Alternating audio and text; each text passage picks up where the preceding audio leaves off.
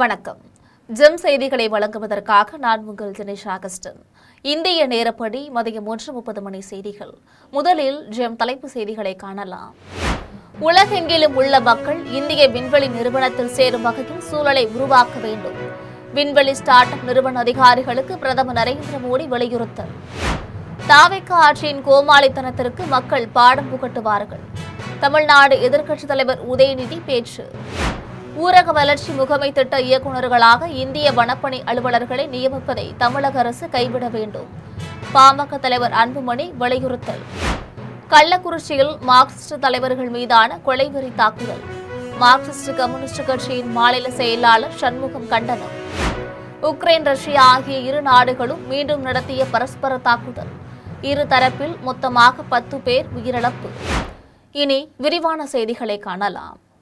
உலகெங்கிலும் உள்ள மக்கள் இந்திய விண்வெளி நிறுவனத்தில் சேர வேண்டும் என்று உணரும் ஒரு சூழலை உருவாக்க வேண்டும் என்று பிரதமர் நரேந்திர மோடி வலியுறுத்தியுள்ளார். டெல்லியில் உள்ள விண்வெளி ஸ்டார்ட் அப் நிறுவனங்களின் தலைமை செயல் அதிகாரிகள் மற்றும் நிறுவனர்களுடனான கலந்துரையாடல் நிகழ்ச்சி பிரதமர் நரேந்திர மோடி தலைமையில் நடைபெற்றது. அப்பொழுது ஒரு புதிய துறையில் தைரியத்தை வெளிப்படுத்தியுள்ளதாகவும் நிலைத்தன்மையுடன் முடிவுகளை மேற்கொள்ள வேண்டும் என்றும் வலியுறுத்தினார். உலகெங்கிலும் உள்ள மக்கள் இந்தியாவிற்கு வந்து ஒரு இந்திய ஸ்டார்ட் அப் நிறுவனத்திலோ அல்லது இந்திய விண்வெளி நிறுவனத்திலோ சேர வேண்டும் என்று உணரும் ஒரு சூழலை உருவாக்க வேண்டும் என்று கேட்டுக்கொண்டார். உலகம் எங்கிலும் உள்ள முழு திறமையாளர் கூட்டத்தையும் ஒரு காந்தத்தை போல நம்மால் ஈர்க்க முடியும் என்று தான் உறுதியாக நம்புவதாக தெரிவித்தார். நமது நாட்டு மக்கள் அதிக திறமையை கொண்டிருப்பதால் நம்மால் விரைவாக ஒரு தனி இடத்தை பிடிக்க முடியும் என்று குறிப்பிட்டார். தாவேக ஆட்சியின் கோமாளித்தனத்திற்கு மக்கள் தகுந்த பாடம் புகட்டுவார்கள் என்று எதிர்க்கட்சித் தலைவர் உதயநிதி ஸ்டாலின் தெரிவித்துள்ளார். தஞ்சாவூர் மாவட்டம் பட்டுக்கோட்டையில் நடைபெற்ற திருமண நிகழ்ச்சியில் தமிழ்நாடு எதிர்க்கட்சித் தலைவர் உதயநிதி கலந்து கொண்டு மணமக்களை வாழ்த்தி உரையாற்றினார். அப்பொழுது பேசிய அவர் தாவேக ஆட்சியில் விவசாயிகள் பெரிதும் பாதிக்கப்பட்டுள்ளதாக தெரிவித்தார். விவசாயிகளுக்கு வறட்சி நிவாரணம் கொடுக்க அரசிடம் நிதி இல்லை என்று கூறுகிறார்கள். ஆனால் சட்டமன்ற உறுப்பினர்களுக்கு கார் வாங்க அரசிடம் பணம் இருக்கிறதா என்று கேள்வி எழுப்பினார். தாவேக அரசு தேர்தல் வாக்குறுதிகளை நிறைவேற்றவில்லை என்றும் மக்கள் விவசாயிகள் பிரச்சினைகள் குறித்த கேள்விகளுக்கு சட்டப்பேரவையில் உரிய பதில் அளிக்கவில்லை என்றும் தெரிவித்தார். மேலும் சட்டப்பேரவையில் மக்கள் பிரச்சினைகளுக்கு முதலமைச்சர் பதில் கூறுவதில்லை. ஆனால் அமைச்சர்கள் சம்பந்தமில்லாமல் பிரச்சினைகளை திசை திருப்பும் நோக்கத்தில் பதிலளித்து வருகிறார்கள் என்று கூறினார். எனவே தாவேக ஆட்சியின் கோமாளித்தனத்திற்கு மக்கள் தகுந்த பாடம் புகட்டுவார்கள் என்று தெரிவித்தார். முதல்ல அவர் இளைஞரணியில பணியாற்றி இருந்தால் அதன் பிறகு பல்வேறு பொறுப்புகளில் பணியாற்றி இன்றைக்கு சிறப்பாக கழக பணியில ஈடுபட்டு வருகின்றார். அது மட்டும் இல்ல, கழகம் அறிவிச்ச அனைத்து போராட்டங்களையும் கலந்துகிட்டவர் தான் அண்ணன் வெங்கடேசன். போராட்டங்களை கலந்துகிட்டது மட்டும் இல்லாம கைதாகி சிறை சென்று வந்தவர் தான், அந்த அனுபவத்துக்கும் சொந்தக்காரர் தான் அண்ணன் வெங்கடேசன் அவர்கள். அப்படிப்பட்ட அண்ணன் வெங்கடேசனுடைய இல்ல திருமண விழாவில் கலந்து கொள்வது எனக்கு மிகுந்த பெருமையை தருகின்றது. ஊரக வளர்ச்சி முகமை திட்ட இயக்குநர்களாக இந்திய வனப்பணி அலுவலர்களை நியமிப்பதை தமிழக அரசு கைவிட வேண்டும் என பாமக தலைவர் அன்புமணி வலியுறுத்தியுள்ளார். பாமக தலைவர் அன்புமணி அறிக்கை ஒன்றை வெளியிட்டுள்ளார். அதில் தமிழ்நாட்டில் தேனி, கன்னியாகுமரி மாவட்டங்களின் ஊரக வளர்ச்சி முகமை திட்ட இயக்குநர்களாக இந்திய வனப்பணி அலுவலர்களை நியமித்து அரசாணை பிறப்பிக்கப்பட்ட நிலையில் அது ஊரக மக்களுக்கான சேவையை சீர்குலைத்துவிடும் என்று தெரிவித்துள்ளார். இது ஊரக வளர்ச்சித் துறையில் பல்வேறு நிலைகளில் பணியாற்றும் அதிகாரிகளுக்கும் ஊரக பகுதிகளில் வாழும் மக்களுக்கும் வழங்கப்படும் தண்டனையாகவே அமையும் என்று குறிப்பிட்டுள்ளார். தமிழக அரசின் இந்த முடிவால் ஊரக வளர்ச்சித்துறை அதிகாரிகளின் பதவி உயர்வு வாய்ப்புகள் கடுமையாக பாதிக்கப்படும் என்று தெரிவித்துள்ளார். ஊரக பகுதிகளின் வளர்ச்சி, மக்களுக்கு கிடைக்க வேண்டிய சேவை ஆகியவற்றை கருத்தில் கொண்டும் ஊரக வளர்ச்சித்துறை அதிகாரிகளுக்கு பதவி உயர்வு கிடைப்பதை உறுதி செய்யவும் இந்நியமனத்தை தமிழக அரசு கைவிட வேண்டும் என்று கேட்டுக் கொண்டுள்ளார். கள்ளக்குறிச்சியில் மார்க்சிஸ்ட் தலைவர்கள் மீதான கொலைவெறி தாக்குதலுக்கு மார்க்சிஸ்ட் கம்யூனிஸ்ட் கட்சியின் மாநில செயலாளர் சண்முகம் கண்டனம் தெரிவித்துள்ளார். மார்க்சிஸ்ட் கம்யூனிஸ்ட் கட்சியின் மாநில செயலாளர் சண்முகம் தன்னுடைய சமூக வலைதள பக்கத்தில் அறிக்கை ஒன்றை வெளியிட்டுள்ளார். அதில் கள்ளக்குறிச்சி அருகே மார்க்சிஸ்ட் கம்யூனிஸ்ட் கட்சியின் மாவட்ட செயலாளர் ஜெய்சங்கர், முன்னாள் மாவட்ட செயலாளர் ஏழுமலை, மாவட்ட குழு உறுப்பினர் மோகன் ஆகியோர் மீது சமூக விரோதிகள் நடத்தியுள்ள கொடூரமான தாக்குதலுக்கு கண்டனம் தெரிவித்துள்ளார். வடமாம்பாக்கம் கிராமத்தின் முன்னாள் ஊராட்சி மன்ற தலைவர் பிரதமர் வீடு கட்டும் திட்டத்தின் கீழ் 22 வீடுகளை கட்டாமலே அவராகவே பணத்தை எடுத்துக்கொண்டு மக்களை ஏமாற்றியுள்ளதாக கூறியுள்ளார். இதற்கு எதிராக மார்க்சிஸ்ட் கம்யூனிஸ்ட் கட்சி பாதிக்கப்பட்ட மக்களை திரட்டி போராட்டம் நடத்தியுள்ளதாக தெரிவித்துள்ளார். இதை மனதில் வைத்துக் கொண்டு ஆத்திரமடைந்த முன்னாள் ஊராட்சி மன்ற தலைவரின் மகன்கள் 2 உட்பட 8 பேர் கொண்ட கும்பல் திட்டமிட்டு இந்த வன்முறை தாக்குதலில் ஈடுபட்டுள்ளதாக குறிப்பிட்டுள்ளார். தற்பொழுது ஒருவர் மட்டுமே கைது செய்யப்பட்டுள்ள நிலையில் அனைத்து குற்றவாளிகளையும் காவல்துறை உடனடியாக கைது செய்து கடுமையான சட்டப்பிரிவுகளின் கீழ் உரிய தண்டனை பெற்றுத்தர வேண்டும் என்று வலியுறுத்தியுள்ளார். உக்ரைன், ரஷ்யா ஆகிய இரு நாடுகளும் மீண்டும் நடத்திய பரஸ்பர தாக்குதலில் 10 பேர் உயிரிழந்தனர். உக்ரைனின் வணிக வளாகத்தில் ரஷ்ய ராணுவம் ஏவுகணை மற்றும் ட்ரோன்கள் மூலமாக நடத்திய தாக்குதலில் 16 பேர் உயிரிழந்த சம்பவத்தை தொடர்ந்து இரு நாடுகளும் மீண்டும் நடத்திய பரஸ்பர தாக்குதல்களில் மேலும் 10 பேர் உயிரிழந்தனர். இதில் ரஷ்யாவின் ட்ரோன் மற்றும் ஏவுகணை தாக்குதல்களில் உக்ரைனில் 7 பேரும், ரஷ்யாவில் கிராஸ்னோதர் பிராந்தியத்தில் உக்ரைன் நடத்திய ட்ரோன் தாக்குதலில் 3 பேரும் உயிரிழந்தனர். உக்ரைனிடம் வான் பாதுகாப்பு ஏவுகணைகளுக்கு தட்டுப்பாடு நிலவும் சூழலை பயன்படுத்தி ரஷ்ய ராணுவம் பாலிஸ்டிக் ஏவுகணை தாக்குதல்களை தீவிரப்படுத்தியுள்ளன. சாமானியர் சட்டசபைக்குள் வந்துள்ளதால் திமுகவினர் வயிற்றெரிச்சலில் உள்ளதாக தொழில்துறை அமைச்சர் கீர்த்தனா விமர்சித்துள்ளார். சிவகாசியில் தாவேக ஆட்சி 100 நாள் சோதனை விளக்க பொதுக்கூட்டம் நடைபெற்றது. இக்கூட்டத்தில் கலந்து கொண்ட தொழில்துறை அமைச்சர் கீர்த்தனா பொதுமக்கள், பள்ளி மாணவ மாணவியர்களுக்கு பல்வேறு நலத்திட்ட உதவிகளை வழங்கினார். இதனைத் தொடர்ந்து பேசிய அமைச்சர் கீர்த்தனா, தான் சிவகாசி மக்களின் மனதில் இடம்பெற்றதற்கு தமிழக ஆட்சிக் கழகத்தின் தகவல் தொழில்நுட்ப பிரிவு தொண்டர்கள்தான் முக்கிய காரணம் என்று குறிப்பிட்டார். மக்கள் சேவை செய்ய வந்த தங்களை மக்கள் சேவை செய்ய விடாமல் எதையாவது சொல்லிக் கொண்டே இருப்பதுதான் எதிர்க்கட்சிகளின் வேலை என்று கூறினார். வீட்டில் நாடகம் பார்த்து கொண்டிருந்த மக்கள் தற்பொழுது சட்டமன்ற நிகழ்வுகளை நேரலையில் பார்ப்பதாக தெரிவித்தார். பண்ணையார், குறுநீலர் பூத்து இன்னும் திமுகவை விட்டு போகவில்லை என்றும், சாமானியர் சட்டசபைக்குள் வந்துள்ளதால் வயிற்று எரிச்சலில் உள்ளதாகவும் தெரிவித்தார். 4 கோடி ரூபாயில் வீடு வாங்கிவிட்டதாக பலர் கூறுவதாகவும், வீடு வாங்கியதற்கான பத்திரத்தை யார் தன்னிடம் வந்து கொடுக்கிறார்களோ அவர்களுக்கே அந்த வீட்டை பரிசாக கொடுத்து விடுவதாகவும் கூறினார். அழகா இன்னைக்கு டிவில நம்ம நாடகம் கோலங்கள் நாளங்கள்லாம் போய் பார்த்துட்டு இருந்த காலம்லாம் முடிஞ்சிருச்சு. இப்ப எல்லாரும் எங்க பார்த்தாலும் நம்ம ஆட்டோல கூட கேப்ல கூட இப்படி போன் அட்டாச் பண்ணி வச்சுட்டு எல்லாரும் சட்டசபையில என்ன நடக்குதுன்னு தான் பாக்குறாங்க. அப்படிப்பட்ட ஜனநாயகத்தை எல்லாரும் மக்கள் எனக்கு மட்டும் இல்ல, அரசியலும் தெரிஞ்சுக்கணும். அரசியல்னா என்னன்னு தெரிஞ்சுக்கணும், எதிர்கட்சிகள்னா என்னன்னு தெரிஞ்சுக்கணும். நாங்க மக்கள் பிரதிநிதியா நீங்க எங்களை அங்க போய் உட்கார வச்சிருக்கீங்க. நாங்க என்ன பண்றோம் மக்களுக்காக, சிவகாசி மக்களுக்காக நான் என்ன பேசுறேன்னு எல்லாரும் தெரிஞ்சுக்கணும்ன்ற ஒரே காரணத்துக்காக லைவ் இன்னைக்கு போட்டிருக்காரு. அது இந்த லைவ் நடக்க கூடாதுன்னு ஒருத்தவங்க அழுவாலும் அழுகுறாங்க. சட்டப்பேரவையில் எதிர்க்கட்சி உறுப்பினர்கள் தேவையின்றி கூச்சலிடுகின்றனர் என்று அமைச்சர் ரமேஷ் குற்றம் சாட்டியுள்ளார். திருச்சி விமான நிலையத்தில் அமைச்சர் ரமேஷ் செய்தியாளர்களிடம் பேசினார். அப்பொழுது ஜனநாயக முறைப்படி சட்டப்பேரவை நடந்து கொண்டிருப்பதாக தெரிவித்தார். ஆனால் கடந்த ஆட்சியில் ஜனநாயகத்திற்கு இடமே அளிக்கப்படவில்லை என்று கூறினார். சட்டப்பேரவையில் எதிர்க்கட்சி உறுப்பினர்கள் தகாத வார்த்தைகளில் பேசுவது, முன்வரிசைக்கு ஓடி வருவது போன்ற செயல்களில் ஈடுபடுவதாக குற்றம் சாட்டினார். மேலும் தற்போதைய ஆட்சியில் அரசின் ரகசியமான ஒரு விஷயத்தை தெரிந்து கொண்டு அதை சட்டப்பேரவையில் பேசுவதே தவறு இல்லையா என்று வினவினார். ஜனநாயக முறைப்படி சட்டசபையை நடத்தும் போது நிச்சயமாக அனைவருடைய குரல்களுக்கும் பதிலளிக்கப்பட்டு இது மாதிரியான சில வார்த்தைகள்லாம் இருந்துச்சுன்னா அதை நீக்கிறது மரபு. கடந்த ஆட்சியில் ஜனநாயகத்துக்கு இடமே இல்லைன்றது எல்லாருக்கும் தெரியும். அதனால அந்த வார்த்தைகள்லாம் நீங்க கேட்டிருக்க மாட்டீங்க.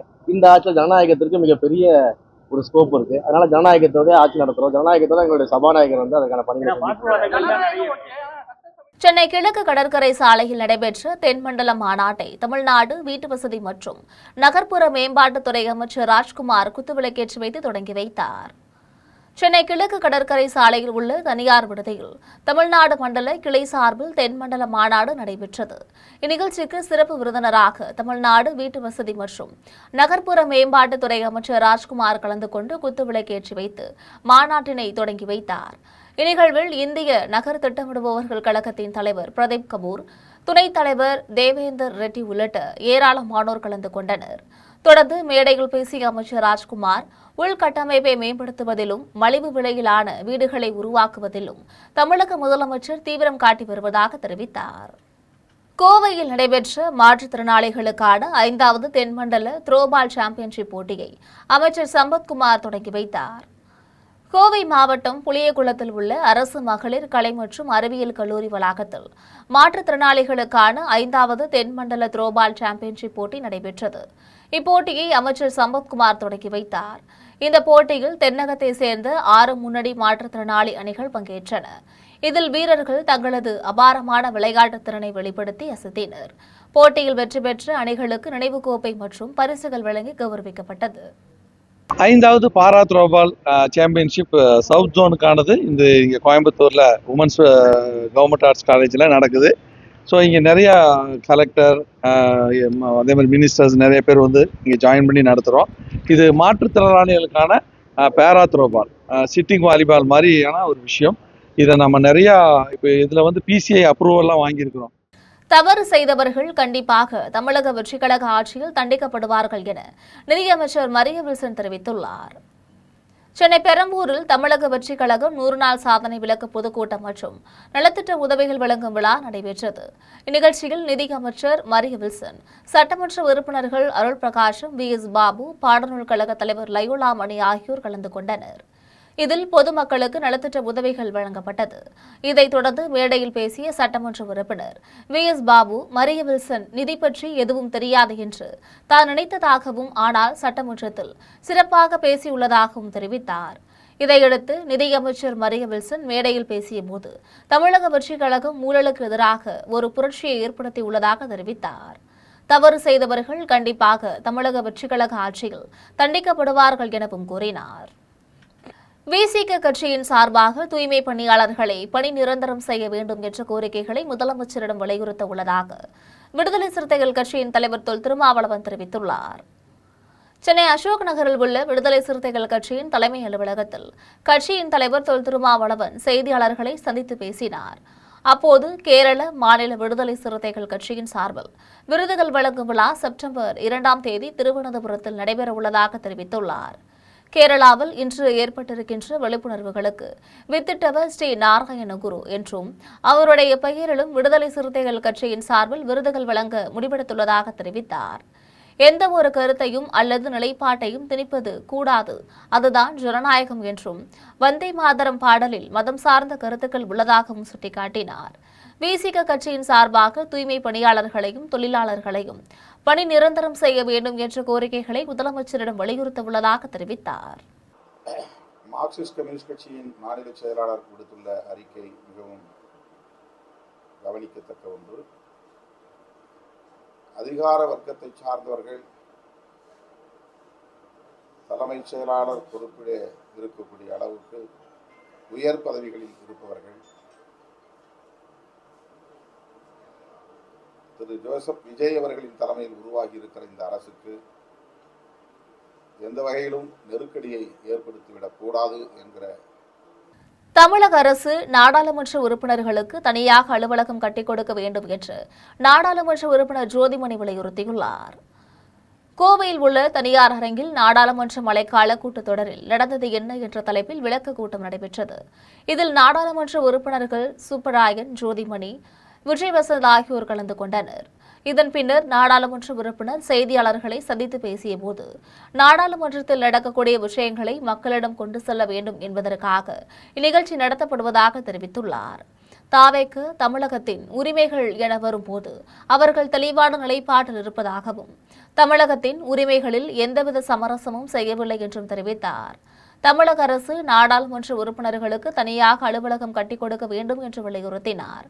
திமுக இல்லாத இந்தியா கூட்டணி எந்த அளவிற்கு பலமாக இருக்கும் என்ற கேள்விக்கு பதிலளித்து பேசிய அவர், தாவேக தலைமையிலான கூட்டணி தமிழகம், புதுவை 40 தொகுதிகளிலும் வெற்றி பெறும் என்று தெரிவித்துள்ளார்.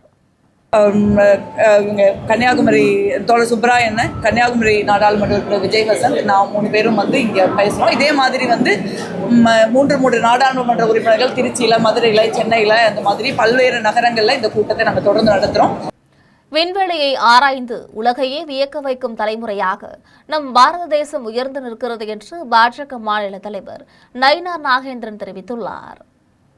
பாஜக மாநில தலைவர் நயினார் நாகேந்திரன் தன்னுடைய சமூக வலைதள பக்கத்தில் பதிவு ஒன்றை வெளியிட்டுள்ளார். அதில் அனைவருக்கும் தேசிய விண்வெளி தின நல்வாழ்த்துக்களை தெரிவித்துள்ளார். விண்மீன்களை ரசித்த தலைமுறையிலிருந்து விண்வெளியை ஆராய்ந்து உலகையே வியக்க வைக்கும் தலைமுறையாக நம் பாரத தேசம் உயர்ந்து நிற்கிறது என்று கூறியுள்ளார். நம் விஞ்ஞானிகளின் அர்ப்பணிப்பும் அறிவின் மீதான தாகமும் இந்தியாவின் விண்வெளி பயணத்திற்கு புதிய சிறகுகளை அளித்து வருவதாக தெரிவித்துள்ளார். சந்திரனை தொட்ட சந்திராயன் முதல் சூரியனை நோக்கிய ஆதித்யா L1 வரை ஒவ்வொரு சாதனையும் இந்தியாவின் அறிவியல் ஆற்றலையும் கனவுகளின் உயரத்தையும் உலகுக்கு எடுத்துக்காட்டுகிறது என்று குறிப்பிட்டுள்ளார். மயிலாடுதுறையில் காங்கிரஸ் கட்சியின் மறுசீரமைப்பு ஆய்வுக் கூட்டம் மாவட்ட காங்கிரஸ் கமிட்டி தலைவர் பானுசேகர் தலைமையில் நடைபெற்றது. மயிலாடுதுறையில் அகில இந்திய காங்கிரஸ் கட்சியின் முன்னாள் தலைவர் ராகுல் காந்தியின் கனவு திட்டமான வட்டார, நகர, பேரூர் மற்றும் மண்டல தலைவர்கள் மறுசீரமைப்புக்கான திட்டத்தின் முதல் ஆலோசனைக் கூட்டம் நடைபெற்றது. இதில் மாவட்ட காங்கிரஸ் கமிட்டி தலைவர் பானுசேகர் தலைமை வகித்தார். இக்கூட்டத்தில் காங்கிரஸ் மறுசீரமைப்பு மாவட்ட ஒருங்கிணைப்பாளர் பினுலால் சிங் பேசியபோது, கட்சிக்காக உண்மையாக உழைக்கும் தொண்டர்களையும் நிர்வாகிகளையும் காங்கிரஸ் கைவிடாது என்று கூறினார். ஜாதி, மதம், இன பாகுபாடின்றி ஏழை எளிய பின்னணியை சேர்ந்த நிர்வாகிகளுக்கு பொறுப்புகள் வழங்கப்படும் என்று தெரிவித்தார். கட்சியின் வளர்ச்சிக்கும் கட்சிக்காக உழைக்கும் தொண்டர்களின் முன்னேற்றத்திற்கும் காங்கிரஸ் உறுதுணையாக நிற்கும் என்று குறிப்பிட்டார். மரியாதைக்குரிய தலைவர் ராகுல் காந்தியுடைய ஆணையம், அவருடைய ஆசை என்னவென்றால், எந்த ஒரு உழைக்கிற மனிதர், உழைப்பாளி யாரும் கைவிடப்படக்கூடாது. அவர்களை அடையாளம் கண்டு நேர்மையான வழியில் அவர்களை தேர்வு செய்து இயக்கத்திற்கும் அதுபோல அவர்களுடைய வளர்ச்சிக்கும் காங்கிரஸ் பேரியக்கம் உறுதுணையாக நிற்கும் என்ப இந்த இலக்கிற்கிணங்க நம்முடைய மாநில தலைவர் மரியாதைக்குரிய மாணிக்கம் தாக்கூர் அவருடைய தலைமையில் தமிழகம் முழுவதுமாக இந்த SSA2 தேர்வானது தொடங்கியிருக்கின்றது. தொரப்பாடியில் உள்ள சிறை மற்றும் சீர்திருத்த நிர்வாக பயிலகத்தில் 35வது பட்டமளிப்பு விழாவில் தெலுங்கானா சிறைத்துறை ஐஜி முரளிபாபு கலந்து கொண்டு பட்டங்களை வழங்கினார். வேலூர் மாவட்டம் தொரப்பாடியில் உள்ள சிறை மற்றும் சீர்திருத்த நிர்வாக பயிலகத்தில் 35வது பட்டமளிப்பு விழா இயக்குநர் பிரதீப் தலைமையில் நடைபெற்றது. இந்நிகழ்ச்சியில் சிறப்பு விருந்தினராக தெலுங்கானா சிறைத்துறை ஐஜி முரளிபாபு கலந்து கொண்டு பயிற்சி முடித்த சிறைத்துறை அதிகாரிகளுக்கு பட்டங்களையும் பதக்கங்களையும் வழங்கினார். இவ்விழாவில் பேசிய தெலுங்கானா சிறைத்துறை ஐஜி முரளிபாபு, சிறைகளில் நீதிபதிகள் ஆய்வின் போது உணவு சரியில்லை என சிறை கைதிகள் புகார் அளிப்பதாகவும், எனவே சிறையில் நல்ல உணவு வழங்குவதை உறுதி செய்ய வேண்டும் என்று கேட்டுக்கொண்டார். குளித்துறை நகராட்சி அலுவலகத்தில் ஓணப் பண்டிகை மிக சிறப்பாக கொண்டாடப்பட்டது. கன்னியாகுமரி மாவட்டம் குளித்துறை நகராட்சி அலுவலகத்தில் ஓணம் பண்டிகை கொண்டாடப்பட்டது. இதில் நகராட்சி தலைவர் பொன் ஆசை தம்பி உட்பட அலுவலர்கள், ஊழியர்கள் மற்றும் கவுன்சிலர்கள் அனைவரும் கேரளாவின் பாரம்பரிய ஆடை அணிந்து அத்தப்பூ கோலமிட்டும் ஊஞ்சல் ஆடையும் வடம் இழுத்தும் கோலாகலமாக கொண்டாடினர். தூத்தூரில் நடைபெற்ற சதுரங்க போட்டியில் ஏராளமானோர் கலந்து கொண்டு தங்களது திறமைகளை வெளிப்படுத்தினர். கன்னியாகுமரி மாவட்டம் தூத்தூரில் உள்ள தனியார் மண்டபத்தில் நேதாஜி நற்பணி மன்றம் சார்பில் சதுரங்க போட்டி நடைபெற்றது. இதில் மாவட்டத்தின் பல்வேறு பகுதிகளில் இருந்து 500க்கும் மேற்பட்டோர் ஆர்வமுடன் கலந்து கொண்டு தங்களது திறமைகளை வெளிப்படுத்தினர். தொடர்ந்து போட்டிகளில் வெற்றி பெறுபவர்களுக்கு பரிசுகளும் கோப்பைகளும் வழங்கப்பட உள்ளது. இப்போட்டிகள் இளம் தலைமுறையினர் போதைப் பொருள்களுக்கு அடிமையாவதை தடுத்து விளையாட்டு மற்றும் கற்றல் திறன்களை மேம்படுத்த உதவும் என்பதால் மாணவர்களை ஊக்குவிக்கும் வகையில் இவற்றை நடத்துவதாக மன்ற நிர்வாகிகள் தெரிவித்தனர். திண்டிவனம் அருகே கல்குவாரியை எதிர்த்து கேள்வி எழுப்பிய விவசாய நிலத்தினை சுற்றி வேலி அமைத்து அராஜகத்தில் ஈடுபடும் கல்குவாரி உரிமையாளர் மீது நடவடிக்கை எடுக்கவில்லை என்றால் போராட்டம் நடத்தப்படும் என்று தமிழ்நாடு விவசாயிகள் பாதுகாப்பு சங்கத்தின் தலைவர் ஈசன் முருகசாமி தெரிவித்துள்ளார். விழுப்புரம் மாவட்டம் திண்டிவனம் அடுத்த நன்முக்கல் கிராமத்தில் கடந்த 2021ஆம் ஆண்டு வரை நடைபெற்ற கல்குவாரியில் அரசு அனுமதித்த அளவை விட அதிகமாக தோண்டியதால் முறைகேடு நடந்திருப்பதாக கூறி அதற்கான அனுமதியை அரசு ரத்து செய்தது. இதையடுத்து பரமசிவத்தின் உறவினர் யுவராஜ் பெயரில் மீண்டும் அதே இடத்தில் கல்குவாரி அமைக்க அரசு அனுமதித்திருந்த நிலையில் பல 100 அடிகள் ஆழமாக பள்ளம் தோண்டியதால் கடந்த 15 நாட்களுக்கு முன்பு கனிம வளத்துறை அதிகாரிகள் கல்குவாரிக்கு சீல் வைத்துள்ளனர். இந்நிலையில் கல்குவாரியில் அளவுக்கு அதிகமாக தோண்டியதால் அதன் அருகே செல்வம் என்பவருக்கு சொந்தமான 5 ஏக்கர் நிலத்தில் நிலத்தடி நீர்மட்டம் குறைந்துள்ளது. தொடர்ந்து கல்குவாரி முறைகேடுகள் குறித்து விவசாயி செல்வம் அதிகாரிகளிடம் புகார் அளித்துள்ளார். இதனால் ஆத்திரமடைந்த பரமசிவம் மற்றும் யுவராஜ் ஆகியோர் விவசாயி செல்வத்திற்கு சொந்தமான நிலத்தை சுற்றியுள்ள இடங்களை விலைக்கு வாங்கி சுற்றிலும் தடுப்புகள் அமைத்து பாதையை அடைத்துள்ளனர். மேலும் நிலத்தினை விற்க வேண்டும் என்று தொடர்ந்து மிரட்டி வருவதாக கூறப்படுகிறது. இந்நிலையில் தமிழ்நாடு விவசாயிகள் பாதுகாப்பு சங்கத்தின் தலைவர் ஈசன் முருகசாமி அப்பகுதியில் பார்வையிட்டு ஆய்வு மேற்கொண்டார். தொடர்ந்து அவர் செய்தியாளர்களிடம் பேசிய பொழுது பரமசிவம் என்பவர் அனுமதித்த அளவை விட 30 மடங்கு அதிகமாக கனிம வளங்களை கொள்ளையடித்துள்ளார் என்று குற்றம் சாட்டினார். அரசு நிலத்தை சட்டவிரோதமாக பயன்படுத்தியுள்ளதால் அவரை கைது செய்ய வேண்டும் என்றும் அரசு உரிய நடவடிக்கை எடுக்கவில்லை என்றால் சென்னை தலைமை செயலகம் முன்பாக தொடர் காத்திருப்பு போராட்டத்தில் ஈடுபட போவதாக தெரிவித்தார். இது குறித்து கேள்வி எழுப்பிய விவசாயி செல்வம் அவர் சொந்த நிலத்துக்கு போறதுக்கு இல்லாம முதல்ல வேலி போட்டு தடுத்தாரு. இப்ப தகர செட்டு போட்டு தடுத்து வச்சிருக்காரு. அந்த விவசாயம் அந்த நிலத்துக்குள்ள போக முடியல, விவசாயம் பண்ண முடியல, அங்க வாழ முடியாத சூழ்நிலை ஏற்பட்டிருக்கிறது. தற்காலிகமாக அந்த குவாரி நிறுத்தி வைக்கப்பட்டிருந்தாலும் தமிழ்நாடு அரசும் கனிம வளத்துறை உடனடியாக அந்த குவாரியை சட்டவிரோதமான எடுத்த அந்த கனிம வளத்தை அளந்து உச்சநீதிமன்ற உத்தரவுப்படி 15 மடங்கு அபராதம் விதிப்பதோடு அவர் அரசு புறம்போக்கு குவாரி அனுமதி இல்லாமல் 5 ஏக்கர் வெட்டி எடுத்துக்கிறதால அவரை கைது செஞ்சு அவரை சிறையில் அடைக்கணும்னு சொல்லி தமிழக விவசாயிகள் பாதுகாப்பு சங்கத்தின் சார்பில் நாங்கள் கேட்டுக்கொள்கிறோம். உரிய நடவடிக்கை எடுக்கவில்லை என்றால் சென்னையில் தலைமைச் செயலகத்தின் முன்பு தொடர் காத்திருப்பு போராட்டத்தை நடத்துவோம் என்பது எங்கள் சங்கத்தின் சார்பில் நாங்கள் தெரிவித்துக் கொள்கிறோம். செங்கம் அருகே இருசக்கர வாகனத்தை அதிவேகமாக ஓட்டி சென்ற இளைஞர்களுக்கும் அப்பகுதி மக்களுக்கும் இடையே ஏற்பட்ட மோதல் சம்பவம் அப்பகுதியில் பெரும் பரபரப்பை ஏற்படுத்தியுள்ளது. திருவண்ணாமலை மாவட்டம் செங்கம் அருகே பரமானந்தல் பகுதியைச் சேர்ந்த சீனு, மாரிமுத்து, நவீன், மணிகண்டன் ஆகியோர் பெண்கள் மற்றும் குழந்தைகள் வசிக்கும் பகுதியில் இருசக்கர வாகனத்தில் அதிவேகமாக சென்றுள்ளனர். இதனை தட்டி கேட்ட தாயார் ஓசாமா அவரது மகள் பிரியா ஆகியோருடன் அவர்களுக்கு இடையே வாக்குவாதம் ஏற்பட்டு பின்னர் கைகலப்பாக மாறியுள்ளது. இதுகுறித்து தகவல் அறிந்து சம்பவ இடத்திற்கு வந்த செங்கம் காவல்துறையினர் இருசக்கர வாகனத்தை அதிவேகமாக இயக்கக்கூடாது என எச்சரித்து இருவர்களுக்கும் இடையே சமாதானத்தை ஏற்படுத்தி சென்றனர். இதைத் தொடர்ந்து ஆத்திரமடைந்த இளைஞர்கள் அவர்கள் வசிக்கும் இடத்திற்கு சென்று வாக்குவாதம் செய்ததில் இரு தரப்பினருக்கும் இடையே மோதல் ஏற்பட்டு ஒருவரை ஒருவர் தாக்கிக் கொண்டதில் ஓசாமா மற்றும் பிரியாவிற்கு பலத்த காயம் ஏற்பட்டு செங்கம் அரசு மருத்துவமனையில் சிகிச்சைக்காக அனுமதிக்கப்பட்டுள்ளனர். மேலும் இந்த சம்பவம் குறித்து காவல்துறையினர் விசாரணை மேற்கொண்டு வருகின்றனர். வேலூர் அருகே அதிவேகமாக வந்த கார் மோதியதில் சாலையில் நடந்து சென்ற முதியவர் சம்பவ இடத்திலேயே பரிதாபமாக உயிரிழந்தார். வேலூர் புதிய பேருந்து நிலையம் அருகே சென்னையிலிருந்து ஆம்பூர் நோக்கி கார் ஒன்று அதிவேகமாக சென்று கொண்டிருந்தது. அப்பொழுது சாலையை கடக்க முயன்றவர் மீது மோதியதில் முதியவர் இழுத்து செல்லப்பட்டு சம்பவ இடத்திலேயே பரிதாபமாக உயிரிழந்தார். இதில் காரை ஓட்டி வந்தவர்கள் முதியவரை இடித்துவிட்டு அங்கிருந்து நிற்காமல் தப்பித்து சென்றனர்.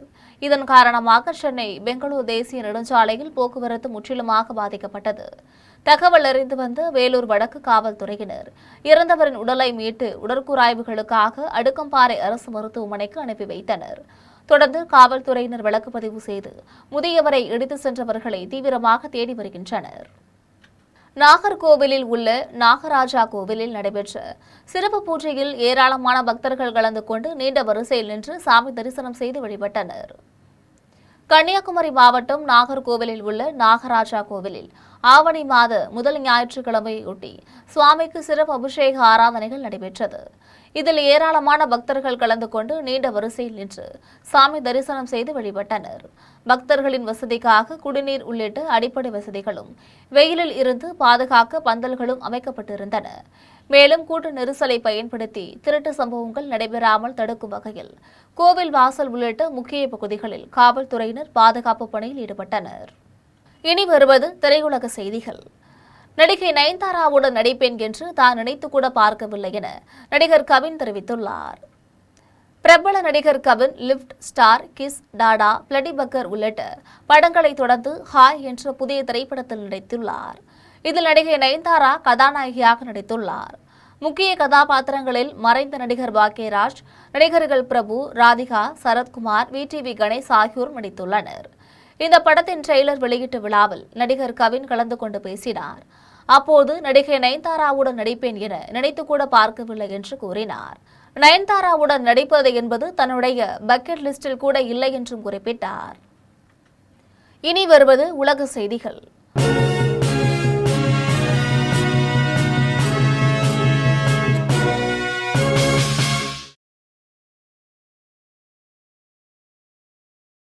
அமெரிக்காவுடன் அண்டை நாடுகள் இணைந்து செயல்பட்டால் தாக்குதல் நடத்தப்படும் என்று ஈரான் அரசு மிரட்டல் விடுத்துள்ளது. அமெரிக்க அதிபர் டொனால்ட் ட்ரம்ப் ஈரான் மீது பல்வேறு பொருளாதார தடைகளை விதித்துள்ளார். இதனால் இரு நாடுகளுக்கும் இடையே மீண்டும் மோதல் ஏற்படும் சூழ்நிலை நிலவி வருகிறது. இதற்கிடையே ஈரான் அரசு தங்கள் நாட்டின் மீது அமெரிக்கா எடுத்து வரும் பொருளாதார ரீதியிலான தாக்குதல்களில் அண்டை நாடுகள் இணைந்தால் அவர்களும் எதிரி நாடுகளாக கருதப்படும் என்று அறிவித்துள்ளது. மேலும் அந்த நாடுகள் மீது தாக்குதல் நடத்தப்படும் என்றும் மிரட்டல் விடுத்துள்ளது. இனி வருவது விளையாட்டு செய்திகள்.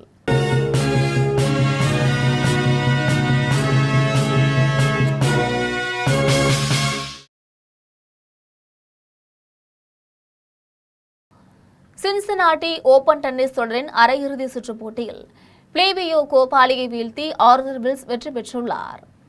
அமெரிக்காவில் சின்சினாட்டி ஓபன் டென்னிஸ் தொடரின் ஆண்கள் ஒற்றையர் பிரிவின் அரையிறுதி சுற்றுப் போட்டி நடைபெற்றது. இந்த போட்டியில் இத்தாலியின் பிளேவியோ கோபாலி பிரான்சின் ஆர்தர் பில்ஸ் உடன் மோதினார். இதில் சிறப்பாக விளையாடிய ஆர்தர் பில்ஸ் 6-3, 6-4 என்ற செட் கணக்கில் பிளேவியோ கோபாலியை வீழ்த்தினார். இதன் மூலமாக பிரான்சின் ஆர்தர் பில்ஸ் வெற்றி பெற்று இறுதி சுற்றுப் போட்டிக்கு முன்னேறினார். மீண்டும் தலைப்புச் செய்திகள். உலகெங்கிலும் உள்ள மக்கள் இந்திய விண்வெளி நிறுவனத்தில் சேரும் வகையில் சூழலை உருவாக்க வேண்டும். விண்வெளி ஸ்டார்ட் அப் நிறுவன அதிகாரிகளுக்கு பிரதமர் நரேந்திர மோடி வலியுறுத்தல். தாவேக ஆட்சியின் கோமாளித்தனத்திற்கு மக்கள் பாடம் புகட்டுவார்கள். தமிழ்நாடு எதிர்க்கட்சித் தலைவர் உதயநிதி பேச்சு. ஊரக வளர்ச்சி முகமை திட்ட இயக்குநர்களாக இந்திய வனப்பணி அலுவலர்களை நியமிப்பதை தமிழக அரசு கைவிட வேண்டும். பாமக தலைவர் அன்புமணி வலியுறுத்தல். கள்ளக்குறிச்சியில் மார்க்சிஸ்ட் தலைவர்கள் மீதான கொலைவெறி தாக்குதல். மார்க்சிஸ்ட் கம்யூனிஸ்ட் கட்சியின் மாநில செயலாளர் சண்முகம் கண்டனம். உக்ரைன், ரஷ்யா ஆகிய இரு நாடுகளும் மீண்டும் நடத்திய பரஸ்பர தாக்குதல். இரு தரப்பில் மொத்தமாக 10 பேர் உயிரிழப்பு. இத்துடன் ஜெம் செய்திகள் நிறைவடைகின்றன. மீண்டும் ஜெம் செய்திகள் மாலை 6 மணிக்கு. உடனுக்குடன் செய்திகளை காண GemLive.tv என்ற இணையதளத்தில் இணைந்திருங்கள். நன்றி, வணக்கம்.